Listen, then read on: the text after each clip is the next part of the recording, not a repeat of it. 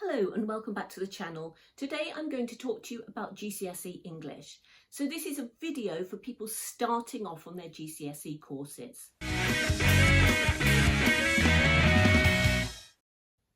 At GCSE level in English, most students study English language and English literature. And I'm going to explain the differences and the sorts of things you're going to expect from these courses. So let's start with the one absolutely everybody in the country does, English language. English language deals with the analysis of texts and the production of writing. So you have to do reading of texts and finding out information from them, and you have to produce writing yourself. Now, most of these qualifications have two papers. One is the factual paper, so it's non-fiction texts. So it may be a newspaper article, it might be an essay, it might be a diary entry. It's something straightforward, usually one from the 19th century as well, which is historical. And you are asked to extract information and interpret the way it's been written.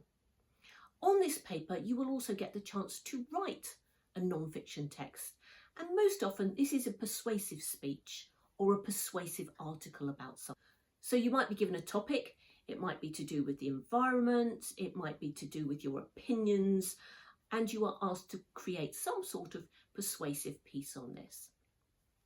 So it may, for example, say, global warming is a disaster for humankind. Write an article expressing your viewpoint on this. And you will write the article in the exam. The other paper is quite similar in that you're given a text or sometimes two texts, and you are asked to analyse the writer's style. This text will be a creative text. It will be a piece of fiction usually.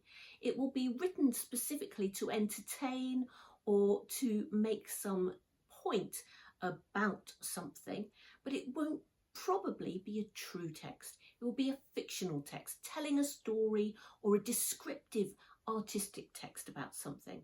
And here again, you will be asked to analyse it and look out for particular structures and linguistic things like metaphors and similes and adjectives and grammatical things. And you will be asked to write about these in quite a lot of detail. At the end of that exam, you will also get an element of you producing a story. And you can always opt for either a description of something or a story. And this is the place where lots of people really enjoy English language because they write stories or they write descriptions. They really enjoy doing that and they are good with their words.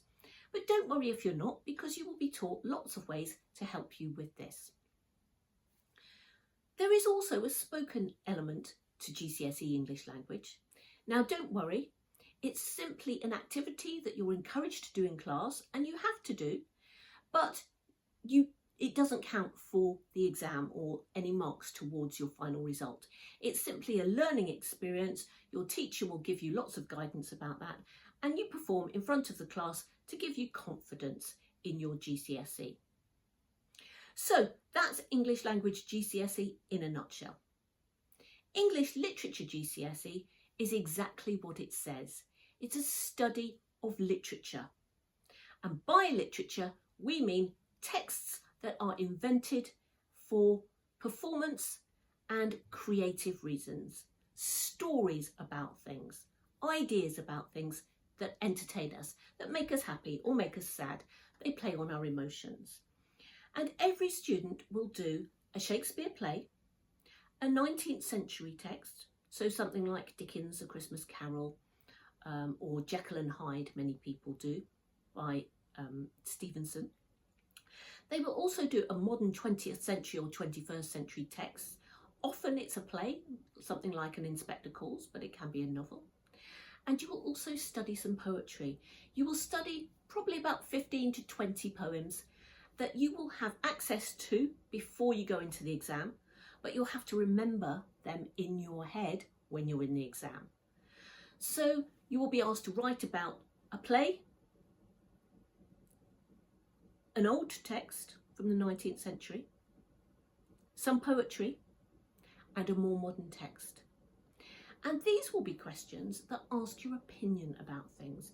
It will be something like, in the play Macbeth, how does Shakespeare engage with the theme of violence?